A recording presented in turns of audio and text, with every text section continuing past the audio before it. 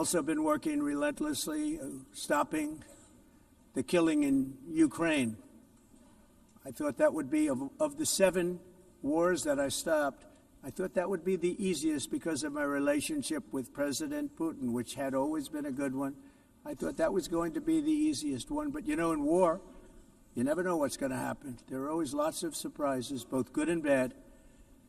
Everyone thought Russia would win this war in 3 days, but it didn't work out that way. It was supposed to be just a quick little skirmish. It's not making Russia look good.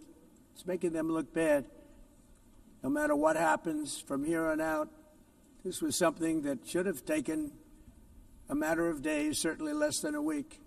And they've been fighting for 3.5 years and killing anywhere from 5,000 to 7,000 young soldiers, mostly soldiers, on both sides, every single week, from 5,000 to 7,000 dead young people, and some in cities, much smaller numbers, where rockets are shot, where drones are dropped. This war would never have started if I were president. This was a war that should have never happened. It shows you what leadership is, what bad leadership can do to a country. Look what happened to the United States, and look where we are right now in just a short period of time. The only question now is how many more lives will be needlessly lost on both sides. China and India are the primary funders of the ongoing war by continuing to purchase Russian oil. But inexcusably, even NATO countries have not cut off much Russian energy and Russian energy products, which, as you know, I found out about 2 weeks ago, and I wasn't happy. Think of it. They're funding the war against themselves. Who the hell ever heard of that one?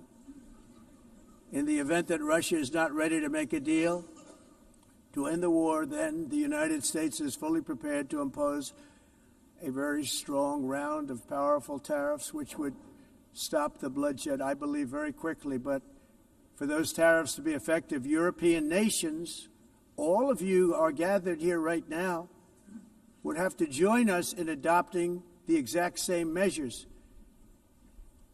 I mean, you're much closer to this. We have an ocean in between. You're right there. And Europe has to step it up. They can't be doing what they're doing. They're buying oil and gas from Russia while they're fighting Russia. It's embarrassing to them, and it was very embarrassing to them when I found out about it, I can tell you that. They have to immediately cease all energy purchases from Russia. Otherwise, we're all wasting a lot of time. So I'm ready to discuss this. We're going to discuss it today with the European nations, all gathered here. I'm sure they're thrilled to hear me speak about it, but that's the way it is. I like to speak my mind and speak the truth. As we seek to reduce the threat of dangerous weapons today, I'm also calling on every nation to join us in ending the development of biological weapons once and for all. And biological is terrible, and nuclear is even beyond, and we include nuclear in that. We want to have a cessation of the development of nuclear weapons. We know, and I get to view it all the time. Sir, would you like to see? And I look at weapons that are so powerful that we just can't ever use them. If we ever use them, the world literally might come to an end. There would be no United Nations to be talking about. There would be no nothing.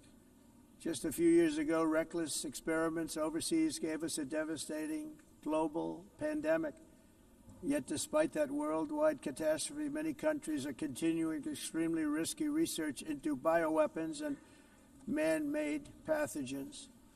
This is unbelievably dangerous. To prevent potential disasters, I'm announcing today that my administration will lead an international effort to enforce biological weapons convention, which is going to be meeting with the top leaders of the world by pioneering an AI verification system that everyone can trust. Hopefully the UN can play a constructive role, and it will also be one of the early projects under AI. Let's see how good it is, because